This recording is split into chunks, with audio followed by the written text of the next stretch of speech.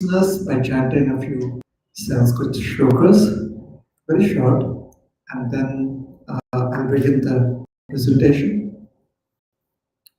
Is it all right? Yeah? Okay. ॐ अज्ञानतिमिरान्धस्य ज्ञानाञ्जनशलाकया चक्षुरुन्मिलितं येन तस्मै श्रीगुरवे नमः। श्रीचैतन्यमनोभीष्टं स्थापितं येन भूतले स्वयं रूपकदा मह्यं ददाति स्वपदान्तिकम्। नमो विष्णुपादाय कृष्णप्रेष्ठाय भूतले श्रीमते भक्तिवेदान्त स्वामीनिति नामिने। नमस्ते सारस्वती देवे गौरवाणी प्रचारिणे निर्विशेष शून्यवादी पाश्चात्य देशतारिणे वाञ्छाकल्पतरुभ्यश्च कृपा सिन्धुभ्य एव च पतितानां पावनेभ्यो वैष्णवेभ्यो नमो नमः। जय श्री कृष्ण चैतन्य प्रभु नित्यानंद श्री अद्वैत गदाधर श्रीवासादि गौर भक्तवृंद। हरे कृष्णा कृष्णा कृष्णा हरे हरे, हरे Ram Ram Ram Hare Hare.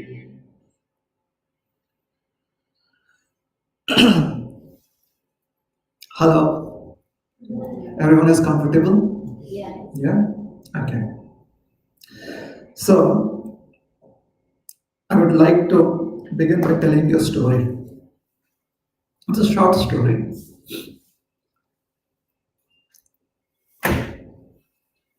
This story is about a community that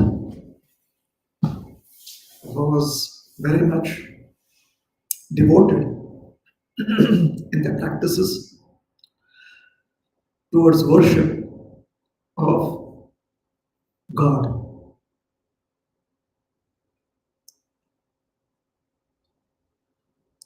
So they had their practices, they followed certain principles.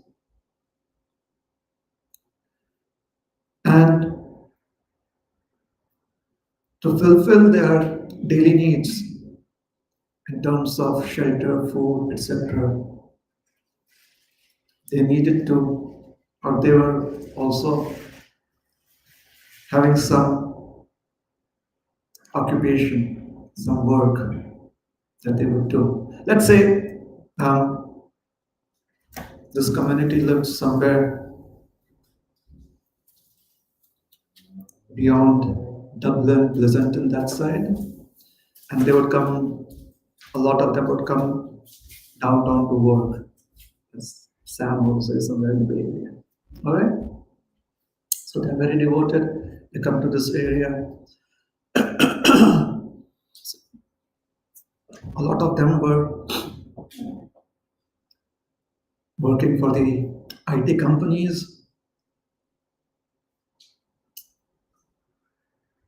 It was that time of the year where there were many layoffs. So one particular gentleman was laid off. And it was distressful. So being devoted, he would every day go to the temple, and even at his home, he had an altar. So at his altar and daily visited a temple, he would pray to God. He would be thankful to the Lord and would also request the Lord to bless him with another job position. Things weren't so easy. He was giving a lot of interviews, but it wasn't working. Sorry. So then he asked us, the people in the community, they also heard of the news, so they were very supportive. They gave a lot of moral support. So all of them would encourage him. So he requested them that you also please offer prayers to the Lord on my behalf. So they said they would do that. After a month and a half, he gets a call from a company for a certain position and he gets that offer. So he's happy. So he invites all the members of the community for a Thanksgiving dinner because the community supported him in these trying times. So they all came together at his home and there was some kind of worship. They sang songs of thanks to the Lord. In India, we call them bhajans, kirtans. Here they call them carols, I guess. Prayers. So they were singing together these wonderful kirtans and bhajans. And after an hour and a half, there was sumptuous dinner, food that had been blessed by the Lord. So we call it as prasad. So there was prasad for everyone. So they all went for dinner, or they were requested to go and have dinner. So as they were getting up,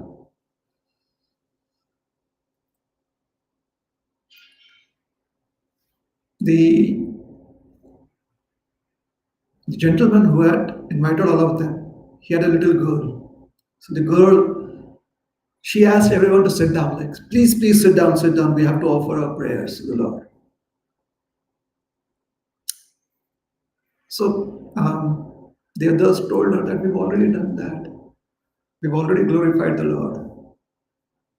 And we have done our prayers to the Lord. She said, no, no, no, we need to do our prayers and we need to seek the blessings of the Lord. They said, we've already done that. And you can see that your father has, he got this position at this workplace as a result of those prayers. She said, I know, and therefore we need to do prayers. And they're like, no, we've had the result of those prayers. She said, well, I've seen all of you pray for my father so that my father could have a job. So when he applied for that position and they gave him that position, there were many others who had also applied for the position and they did not get the position. So we need to pray for all of them so that they can have a job too. So such stories, they have the potency to touch our hearts. They make us think. And we find such stories being told over many generations in different formats, with the belief that we would, as rational beings, reciprocate in some way or the other.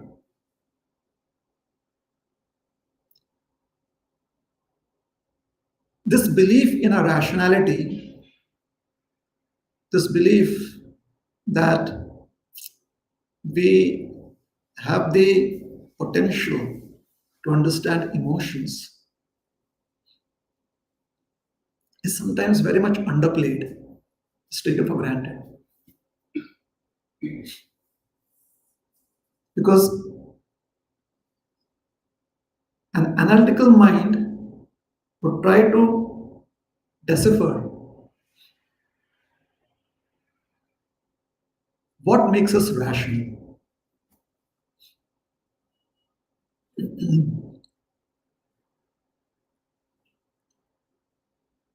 And a simple understanding could be that The rational expression is only possible when we are conscious. If we are not conscious, being unaware of our potential to express, our potential to reciprocate, our potential to understand and assimilate, we'll just not react. For example, if one is deep in sleep, then the only conscious expression of us being alive is our breath. However, we have the potential of doing much more with our consciousness. And that is why we wake up.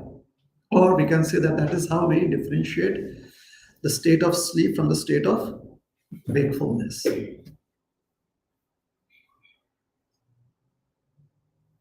So there are certain situations where we feel moved. However, just being moved by certain expressions or just being moved by physical or emotional forces is not how a rational being reacts. A rational being would definitely, that could be the side effect, that could be one of the effects of such forces, either physical or emotional. But a rational being would want to know how does one react, what makes us one react. Because when we go into the how and what, then we try to understand what are the options that are available than the ones other than the ones that appear before us without much endeavor. For example, if I have to cross the street, then typically I will do it through the least resistant path.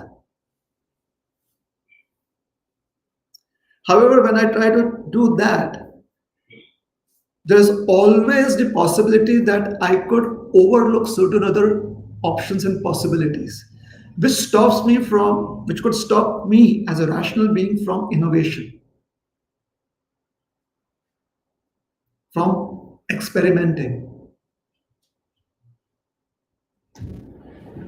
Hence, as humans, we cannot find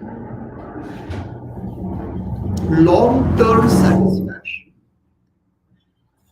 just by products that are offered to us. And somebody else develops a system and sells that idea to us. And if we are convinced that that is good for us, as rational beings, we cannot be satisfied with that over a long period of time. We would seek changes.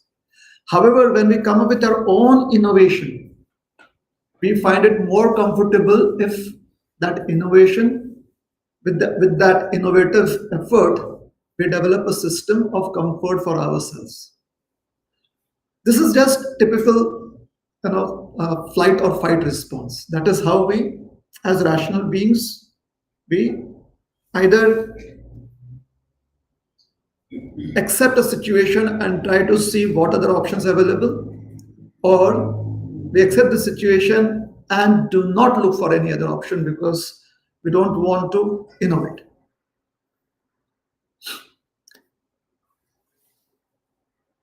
So satisfaction will not be there. We'll always find something missing. And this search, this seeking, has been studied over so many generations, especially the land from where I come, India.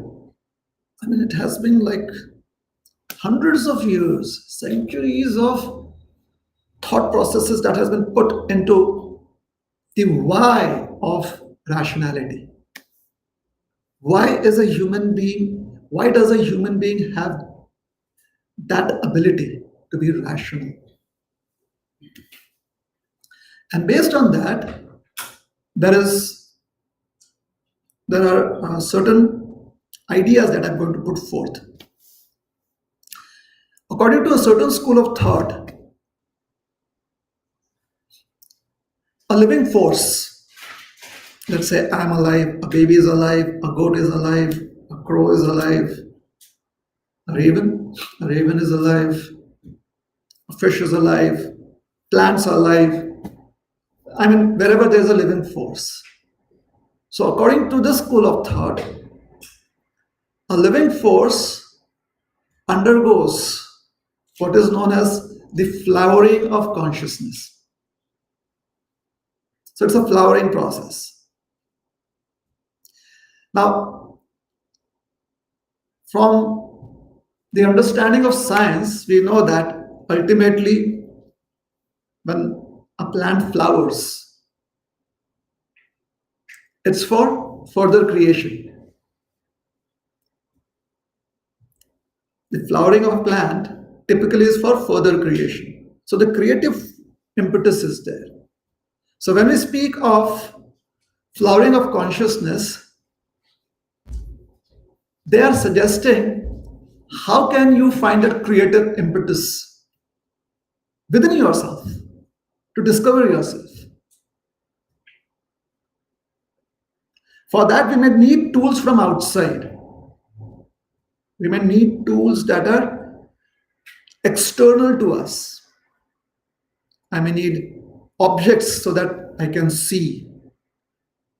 But when you have ideas, the vision that you have is internal. You don't depend on objects that are external to have ideas. Let's say this very common example of Sir Isaac Newton sitting under a tree, sees an apple fall, and then has a vision. And it's not like the Archimedes vision, Eureka, but has this inquisitiveness. Why does the apple fall to the ground?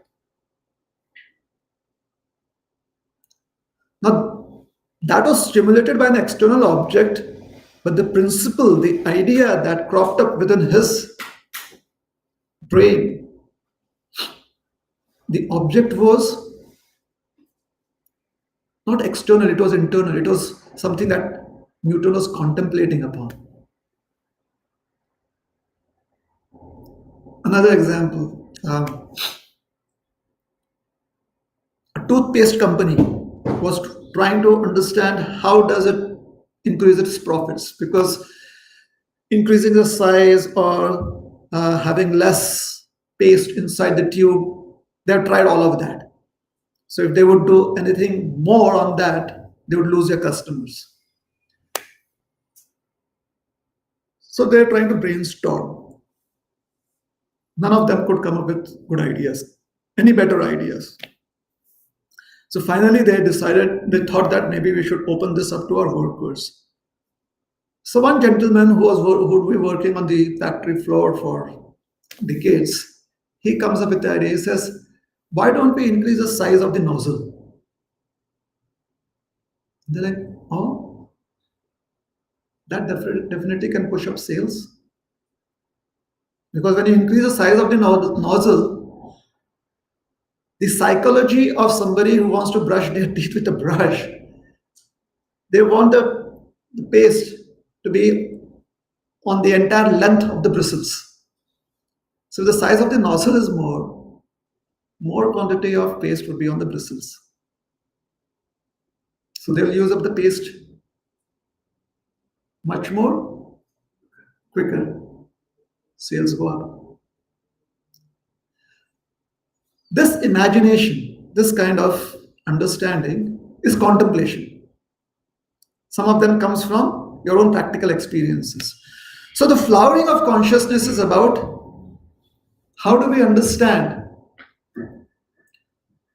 the ability of a living force to contemplate that which is not directly visible to the senses, which you cannot directly touch, feel, smell, taste, see. How to contemplate on that? So they came up with a 5-step of a hierarchy of 5 levels of how the consciousness evolves. The lowest rung is called as Achadita Chetana. Chetana is consciousness. Achadita means covered. So covered consciousness. When the consciousness evolves a little more, the next level is Sankuchit Chetana. Chetana is consciousness. Sankuchit means contracted. So contracted consciousness. Some of us have heard of this before. This 5 levels of consciousness. No? Okay, now I feel important. Yeah. It's like, yeah, I'm the Messiah here to come to save all of you.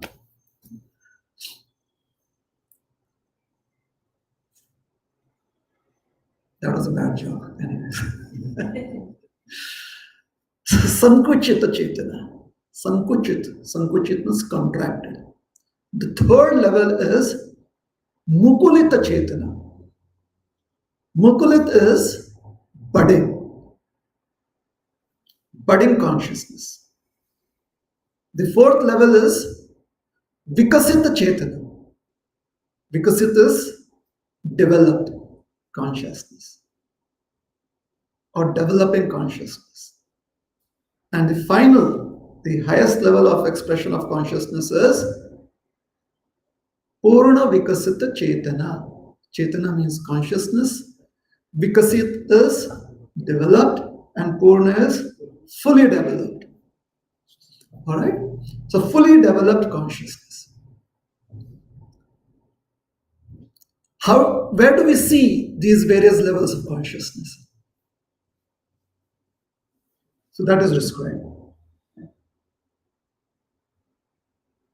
Achadita, covered consciousness. The consciousness is felt. However, its expression is very, very, very limited. And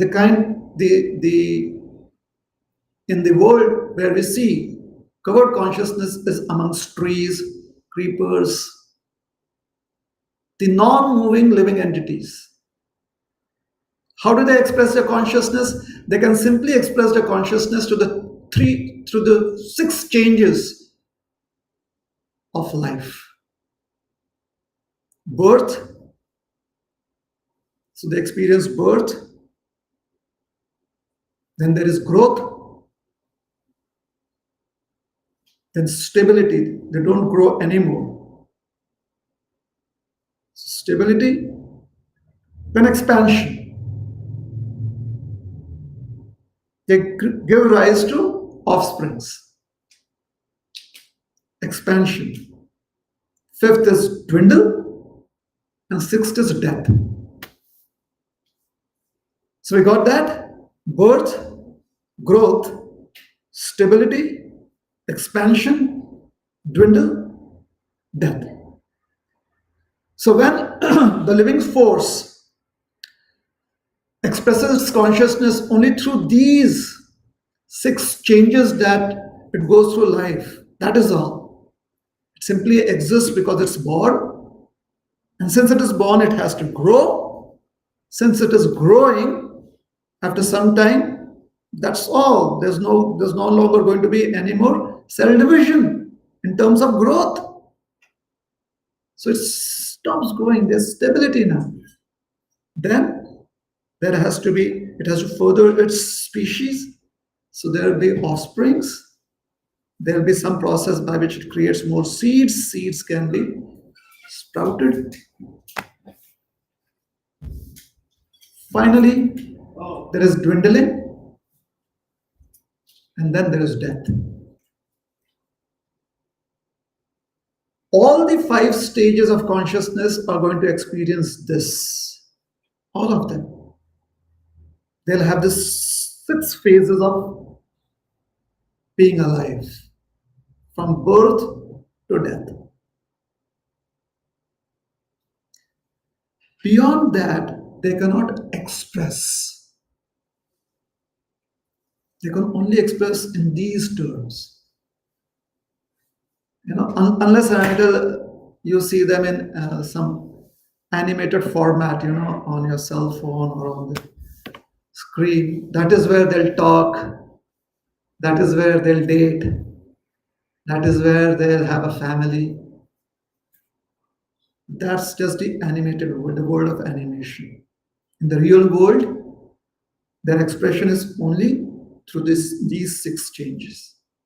Therefore, it's called as achadita consciousness. There's much more to consciousness. Unfortunately, the kind of species they are in, they can only express in so many ways. Then there is the second level, that is the sankuchit chetana, contracted consciousness. Now, these are those species wherein consciousness has more expression. So the consciousness will express itself in terms of birth, growth, stability, expansion, dwindling, and death. And beyond that, it will also express itself in terms of eating, sleeping, mating, and defending. So most of the animals, birds, insects, these species of life are going to express their consciousness in this second level of contracted consciousness or sankuchit chetana. And why is contracted consciousness? Because they can move. Since they have movement, since they have their ability to interact with a greater number of options of sense objects, they can express their feelings. The non-moving species, living species, can only express their feelings depending on what is put on them. So if snow, that is what they have to express. If it's floods, that is what they have to, they have to go through. If it is heat, they just have to go through it. Achadit. There's nothing much they can do. But in Sankuchit Chetana, you decide how you're going to express yourself in these external circumstances. So if it's raining, you can go and find shelter. If it is too hot, you can seek some shelter, some shade. So that is why it's called as contracted consciousness, a level higher than covered consciousness. However, they are still forced by circumstances to express. What are the circumstances? Circumstances where they feel hungry and thirsty. So they will only express their consciousness in terms of their eating needs. You won't find these animals like today we are going to the Salvation Army or we are going to the homeless people and distribute food. They would not be able to do that. They'll not be able to build shelter homes. They'll not be able to have an army to protect themselves. They may have, some of them, they have their group mentality. They hunt in numbers. But that's something that comes biologically to them. They don't train themselves. They don't define strategies. No different kind of maneuvers. All they know is we need to eat, and for that, or we need to defend ourselves, and for that, there are few maneuvers that we know depending upon the assets that we have. So whatever vegetation for cover, and their hands, legs, teeth, head, whatever for defense. That is what they will do. Then they're attracted. Biologically, it is their need for reproduction to have partners. So mating will be there, and sleep to rejuvenate themselves, they will have some phase during the day where they are completely inert, sleep. The only thing that they are going to express is their breath. That is how the consciousness is going to express itself. The remaining three stages are where rationality in terms of higher emotions will be available for use. In terms of discrimination, where we can undergo training, where we can decide individually or collectively what is favorable, what is unfavorable. And therefore, the third stage begins with budding consciousness. That is where you start growing. That is where your consciousness expresses itself in understanding beyond just eating, sleeping, mating, and defending. That is where you start questioning your existence, the why of your existence.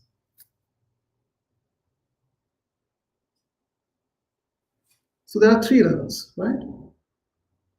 And these three levels of consciousness is revealed through the human species predominantly. No other species can do that. Budding consciousness, developed consciousness, and fully developed consciousness. Humans typically have 5 ways in which they express rational thoughts. Broadly classified, their expression in terms of yes and no.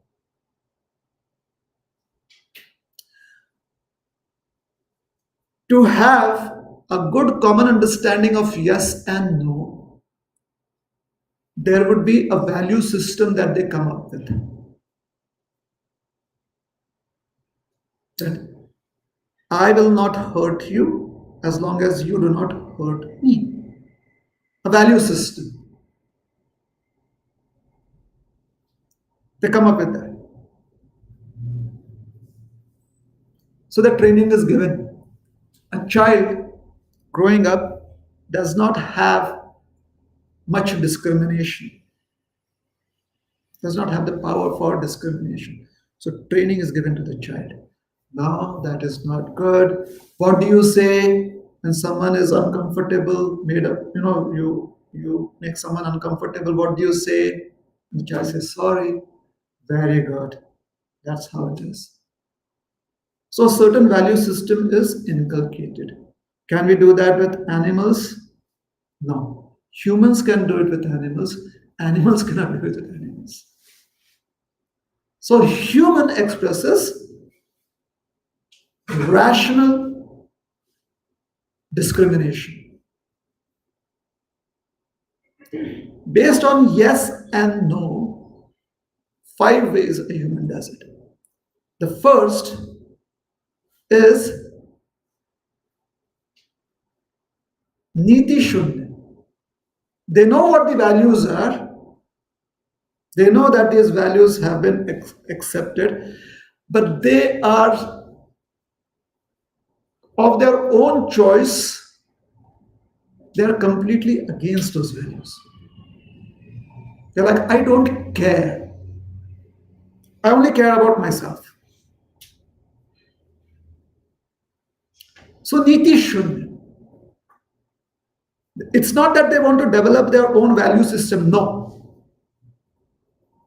They are not, they don't encourage themselves in that way. They're like, who cares? So they're called as niti shunya. Consciously accept a life where they are going to reject any idea of a value system. Either others, and they won't come up with their own value system. No.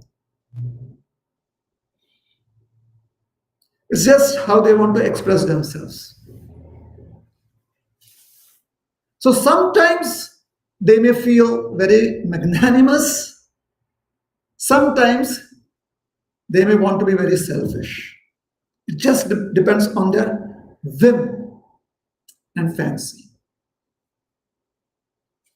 So that is Mukulit or budding consciousness. Then the second way that humans express their rationality in terms of yes and no is that the second class of humans accept values or a value-based system.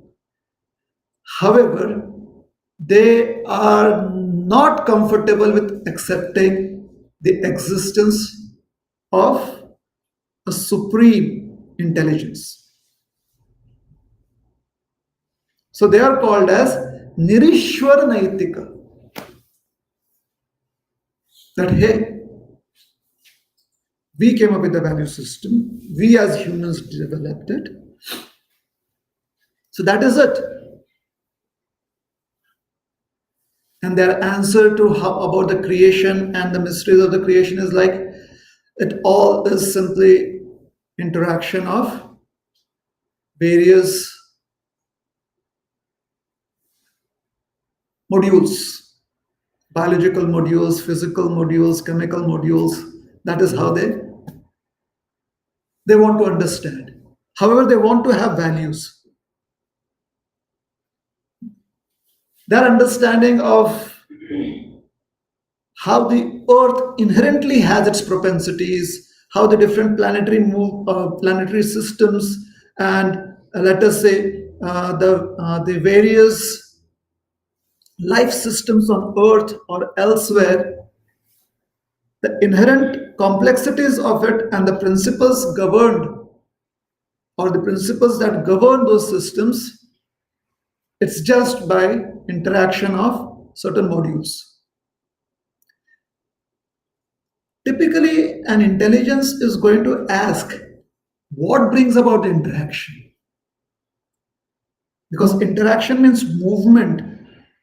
So what causes movement? They are like, well, we'll figure that out, but right now there's no need for a supreme intelligence and we won't accept a supreme intelligence. It's perfectly all right. That is how they express themselves. So again, because they stop themselves from exploring a supreme intelligence, giving it a chance that what if it is there, and if it is there, what are the various options that we can look at? They lose consciously, they lose or they give up on those options, which is not being rational. You're limiting your rationality. So therefore it is called as budding consciousness or Mukulita Chetana. Now the third way that they can express themselves is by accepting a superior intelligence. So there will be a class of humans, a community amongst humans that will accept a superior intelligence, which they will call a supreme reality, they will call as God, they'll call as Bhagavan, Ishu, so many names, but they accept that. So when they accept that, those who are rational, they're always going to be lazy people, but we are speaking of by default, humans don't like to be lazy. That is not in their nature.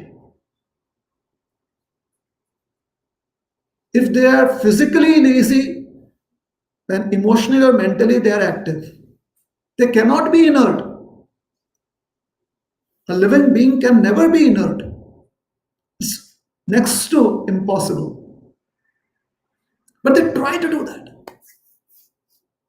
So we are speaking of rational beings who understand that being active with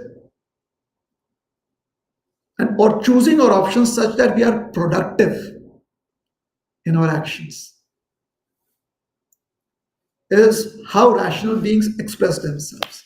So the third expression of humans is Sheshwara Naitika. Sa Ishwara, those who accept Ishwara, supreme reality, whatever. Then they try to Look into those options. What could be the supreme reality? What could be its attributes? How could we justify those attributes? Is there some way we can measure it? Is there some way we can experience it? So that is where they have risen to a third level, a fourth level. The fourth level is developing consciousness or developed consciousness, vikasit.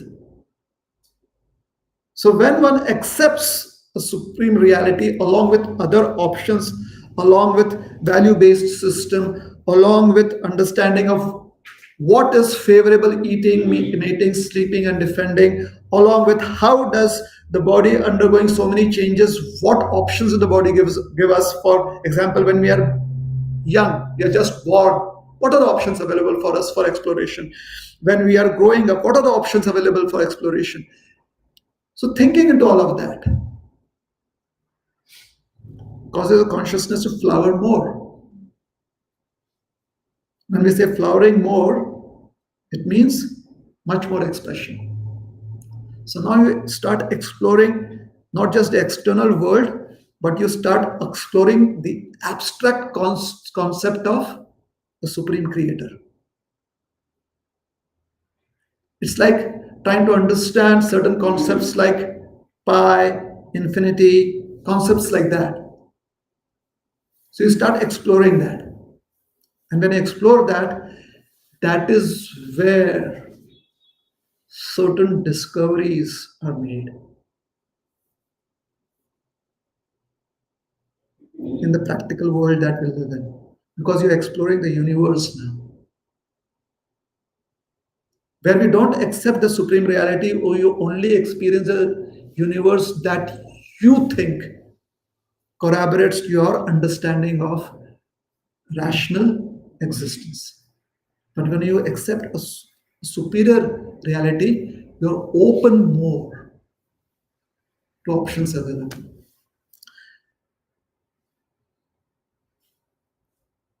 The fourth way of how humans express themselves is sadhaka or sadhana, which means you start accepting certain processes by which your consciousness, as it is developing, you can maintain that development for longer periods of time. You can sustain that for longer periods of time. And herein is where processes like meditation come in.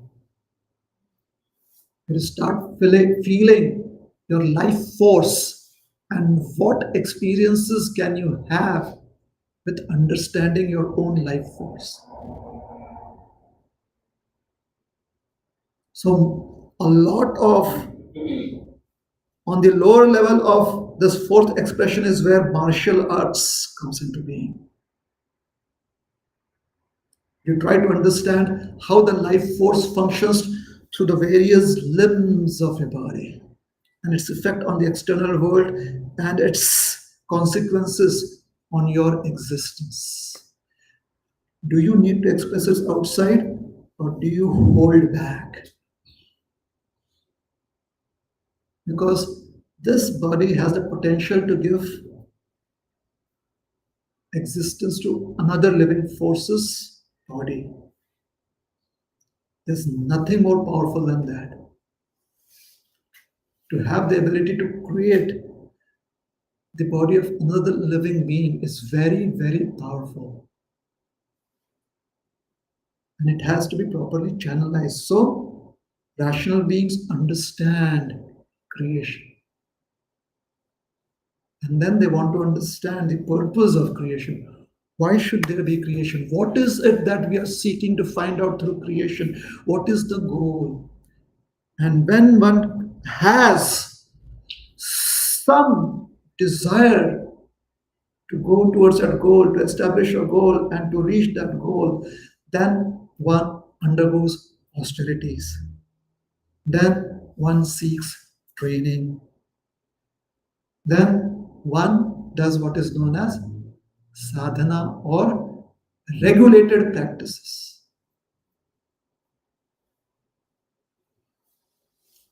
By such regulated practices, you maintain your consciousness, which is developing over a longer period of time. You do not go through the ups and downs, but you find some stability because you are doing fixed practices now, every day for certain time. And that is possible when one comes to the fourth level of expression, sadhana. And when one expresses consciousness in this way, then on the level of flowering of consciousness, one is in the Vikasit Chetana level, developed consciousness. And finally, the last way a human expresses their consciousness or finds expression for their rationality is through healthy emotions. There are certain emotions that we express without training. We call that stimulation. And there are certain expressions that we express with training. Specifically, whenever the idea of maintenance, protection, preservation comes, one has to express one's consciousness with deep, one has to express one's emotions with deep deliberation. For example, a parent raising up a child. You cannot just, today I felt like not giving any food to my child, because I think the child should understand what is starvation. You don't do that to a child. So where do you find such stability? Where do you find yourself not giving it to spurts of emotive responses? That's when you have fully developed consciousness. So the fifth level of expressing rational thought is emotions. So when we speak about God consciousness, wherever there is an understanding of God consciousness, or understanding of oneself as a conscious being, there's always a reference to how you should express your emotions. On all the other levels, it is simply about how you express your existence in terms of your needs. If the needs are based on certain values, then we have a value-based system. Some people may accept that, some people will not accept that, some people will accepting that may limit the options that they want to explore, and some will completely reject the value-based system. What is the goal? Why are we studying? Why have the ancients put so much thought into this? So that today I can just like a parrot repeat it. The purpose is that it saves us from reinventing the wheel. It gives us a diving board from where we can learn to dive. We don't have to build a diving board again. All we need to do is explore the theory that they have expressed to us.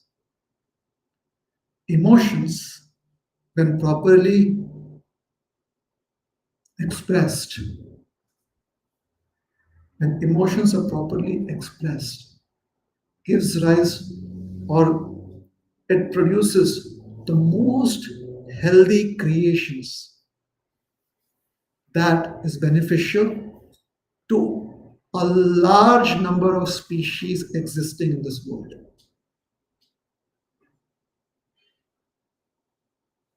And from a religious perspective, from the perspective of God consciousness, this is expressed as those who have learned to properly express their emotions, they see the existence of the supreme intelligence, whom they call as God, etc., in every atom of this creation. So expressing yourself with relationship to that understanding is what is God consciousness. We call it Krishna consciousness. Relate to every other existence outside of ourselves and within ourselves as the seat of God. This is where God exists because we accept God as a supreme intelligence. And then we have a value based system. So here, when you come and if you go through our literatures, then this journey or this understanding expressed, and a little more. There's the links between these five levels, the link between the lowest expression of consciousness in terms of just how the trees express themselves to the highly evolved species in terms of expressing their emotions. What is the link? Is there a connection? Is there a journey? That will also be revealed in the books, especially if you read this small book of 700 verses called as the Bhagavad Gita. And anything more that comes up as we are reading through it, we can always try to understand it, try to have a discussion on it, and share ideas. So I'll stop here. Thank you very much. Hare Krishna.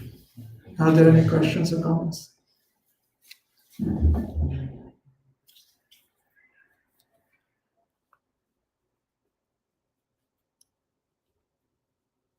Any clarifications?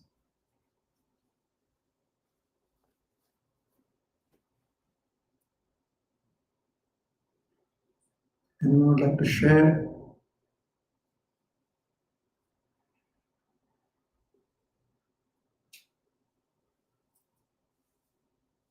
No?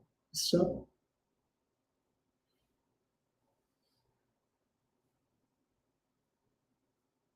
yes.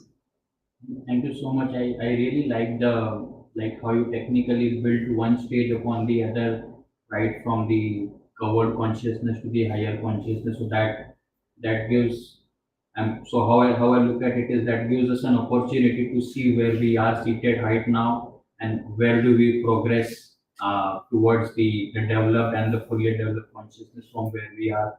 How do we navigate? So would you like to kindly share some tips on if we are because you mentioned right only human species we can safely say that we are at the stage of budding consciousness and the other two stages.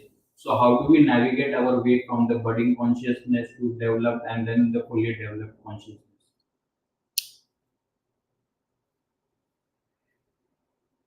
This is where I get to play God.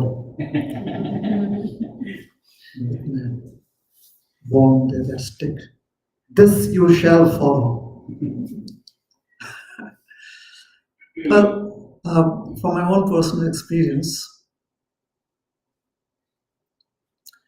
I feel that one of the blessings of being a rational being is to know that I can meditate. Meditation also opens up the realm of introspection. Meditation also opens the realm of compassion, of giving.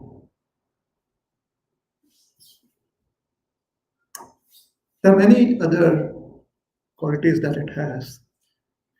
But personally, I've seen that these two attributes, one is compassion, and the first one is meditation opens up the realm of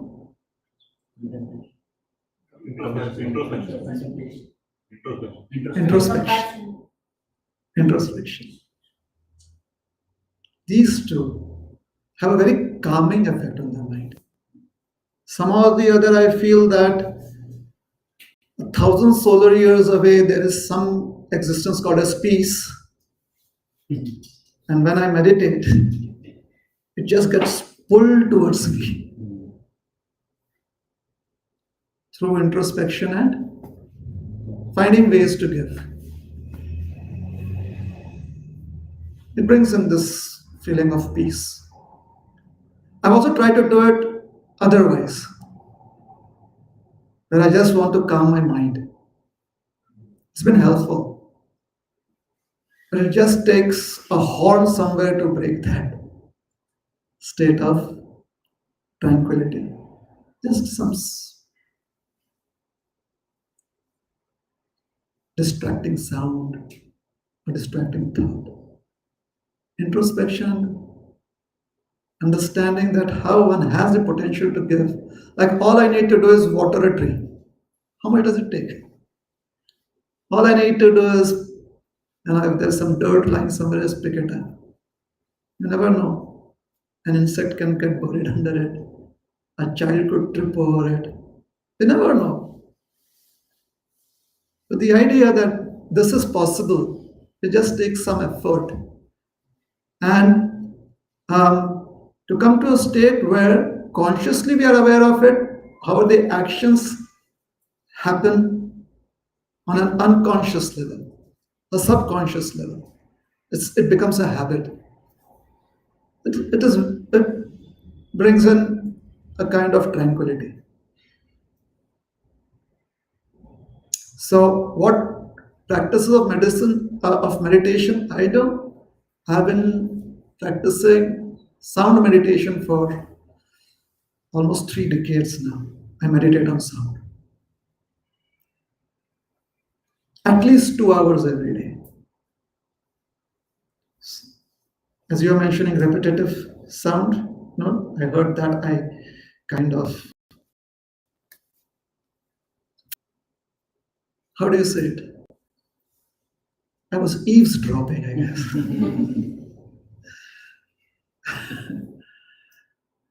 Repetitive sound. Repetition has the effect of dulling the mind. The mind is a physical element. It gets affected by vibrations. So a certain vibration done repetitively dulls the mind. But when the mind becomes dull, when it becomes a little inert, when it becomes a little quiet, its potential to absorb increases. It kind of frees up some data spaces, It just does that. That is how the mind behaves. As soon as it becomes a little quiet, it goes on auto delete to delete a few things, to create some new spaces. And that is where you can store more data. So, what kind of data you need to store, that you decide. Sound is very powerful. It is one of the powerful elements, very powerful elements to affect the mind in that way. And if sound also has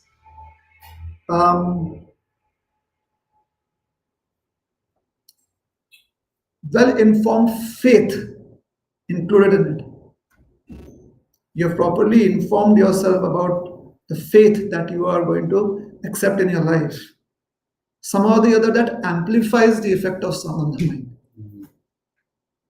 For example, I have faith in the word mom, and I've informed myself what it means to me. And somehow or the other, this word has a universal meaning too. Okay? So, whenever this word hits me, it brings in certain emotions. Now, any other word would not bring in those emotions. Those emotions are of feeling sheltered, feeling happy, the good kind of emotions. This word mom can be related to the biological, the person who gave us the biological birth, or somebody else that represents the idea of a mother. Like in India, we believe that the cow is a mother. So that is how we feel. We feel sheltered. I feel sheltered. So when there is well-informed, or let us say healthy faith, and you use that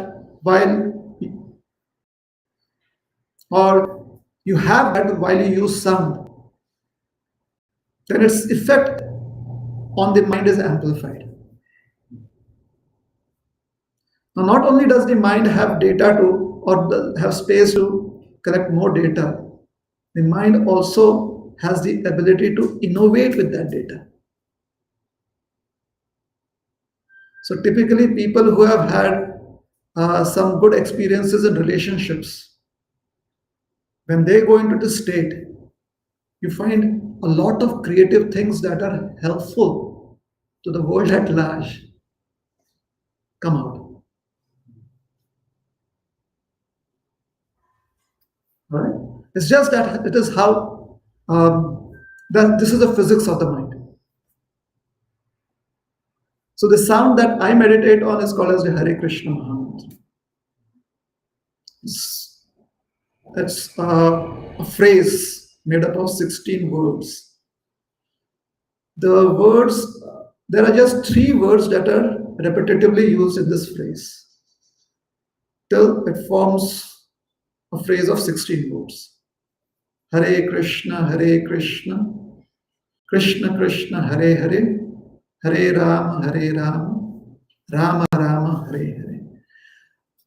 As I said somewhere during my discussion, that coming from the land of India, we are burdened with the wisdom of our ancestors. It's a good kind of burden. It's helpful, right?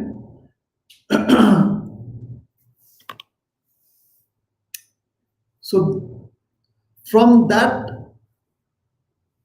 body of wisdom, this Mahamantra has come to my generation.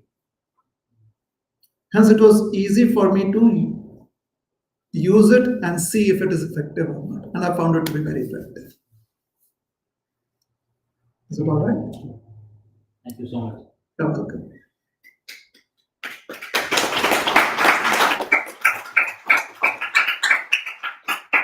So we'll stop here. Thank you very much.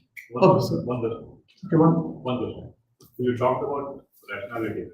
Yes. Today, in today's world, right, academic leaders, the political leaders, even sometimes religious, not religious, scientific communities, there is a conscious effort to keep us on the lower level of rationality, like denying the existence of a supreme. So, and it's more and more getting like people are trying to play that there's no supreme, everything is like it's coming of its own. It's a chemical or physical experiment, not experiment, but because of chemistry and physics is happening like this, right?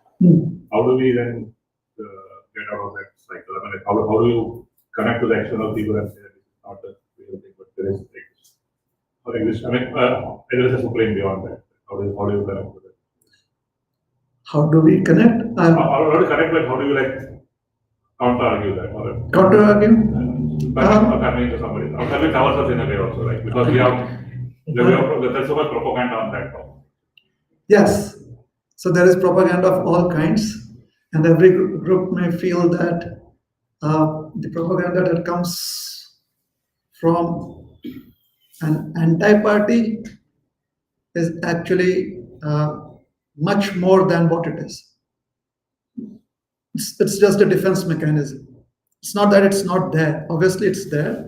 But the defense mechanism is that, this is a lot and we have to find a way to survive. So first of all,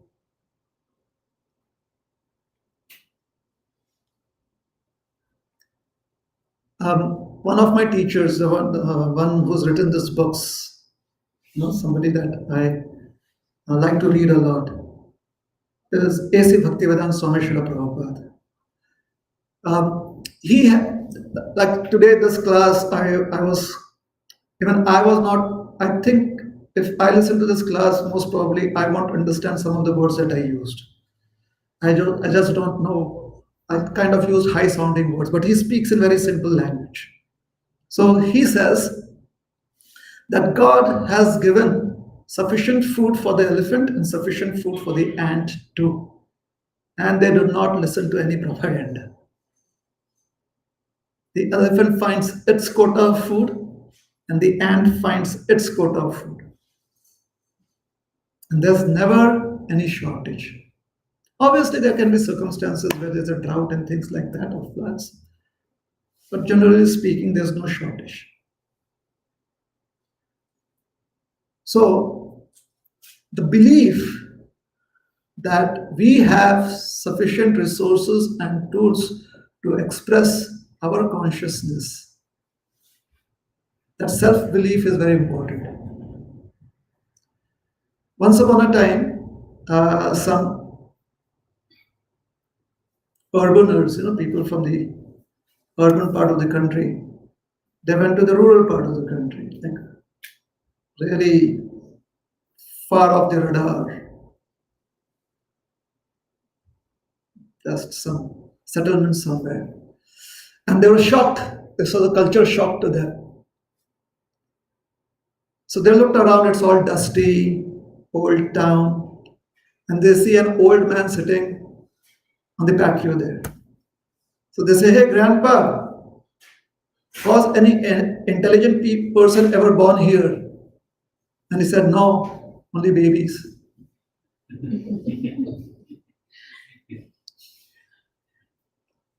So, see, we may have some idea, or we may feel that somebody else may have certain lackings. However, if they are okay with their situation, they don't need more. So that self-belief is important. So first of all, if we have the belief that we can express, we can look into the various options available when we believe in a supreme intelligence in God. What are the options? The options are, who is God? What does God do? What are the attributes of God? What is the connection of God with His creation? What is the connection of God with us? How do we interact? All these are available for exploration. I'm going to have fun. If somebody wants to miss out on it, well, it's their choice. What can I do? I would definitely encourage them to also kind of explore. And if their exploration they find out that it's not worth it, it's up to them. But at least explore. That's all we are asking for. That is what the rational mind does, explore. The rational mind simply does not live through birth, growth, dwindling. No, explores. And exploration means expansion. You have to let the mind reveal its expansive self. Let the mind think beyond certain conceptions. Is that possible? And yeah, we can use that famous cliche example. 990 times you can fail, and the 1,000th time you can discover electricity, I guess, the bulb. And then you can come up with your catchy phrase. No, I never failed. I only learned what mistake I should not do the next time. Sounds catchy, isn't it? So all of us can have such catchy phrases from our own experiences. It's just exploration. So uncharted waters are always beautiful as long as it is not just your imagination. I mean, being in charted waters, you just given yourself to somebody else's idea of existence. It's not bad. However, there's much more that an expanded consciousness can have revealed to itself. The entire universe is waiting for us. So, bringing God into the picture helps us find many other options. We don't want to be dogmatic. That's religion. Typically, that's what the idea of religion is there today, although we call it dharma, not religion. Dharma comes from the conception of being fixed in your desire to explore. That is what is dharma. The dhri dhatu, dha dhatu is about being fixed, being very, very, very confident that there's no one who can stop you from exploring except your own insecurities. Yeah. So jignasa. Be inquisitive. That is the first aphorism of the Vedanta Sutra. There's a book called as a Vedanta Sutra. First aphorism. Athato Brahma. Now that you have the human form of life, be very, very inquisitive. Be very inquisitive. Always. Never ever stop asking questions. Like, for example, even if you meet God, you're like, hey, how are you, God? Can you explain to me? And God is like, yeah, haven't you read about me? I'm like, I have read about you, but I would like to hear it from your mouth. Be inquisitive. And then you can tell the whole world, I heard it from God's mouth. In the next moment, you can have another question. Always be inquisitive. That is what is fun. Ask how, where, what, when, which way. I've heard that, when we serve you, we become happy. Is that true? Let him tell us if we ever get to meet God. But the idea that there could be a principle, well, we are exploring that idea, yeah. And when we meet, then here. Somebody, again, Srila Prabhupada, there was talking to some youngsters, late teens, early 20s. So they asked, so by meditation, by chanting the Hare Krishna Mahamantra, you'll get to see God. Is that true? So he said, yes. And then what will you do when you see God? He said, chant more Hare Krishna. Yeah. I mean, hey God, would you like to come and join us? Both of us will chant Hare Krishna. Why not? So it's fun. And if somebody wants to miss out on that fun, then all right. Whatever else they are subscribing to, we are already subscribing to. We are having more subscriptions. They're accepting the concept that there is a God. But it is not just blind faith. I'm like, yeah, we want to, let's high five, go for a game with God. And it would be dull if it doesn't go for a game, That would be, it's like if you get to be with a celebrity, you're going to have fun doing it. So there's a celebrity there. Okay? So we just be happy. There are so many, I met so many people on a plane once. Somebody asked me, you look so happy. I'm like, yeah, so do you. He's like, no, I want to be happy like you. And I was just being a little polite, He's like, you look like you're high on something. I said, yes. Do you want me to share it with you?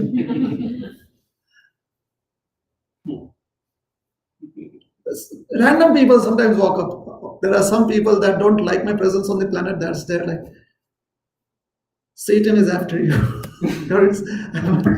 You meet all kinds of people, but they're very rare. Generally, it's very good people.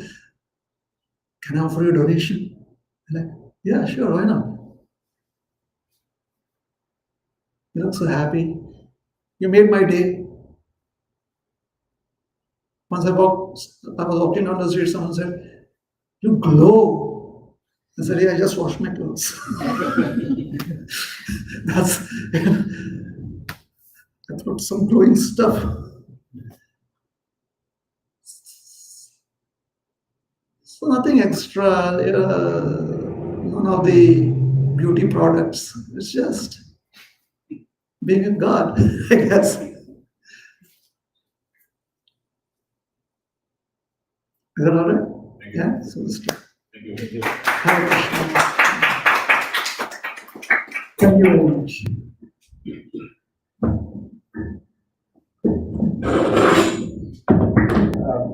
Let us thank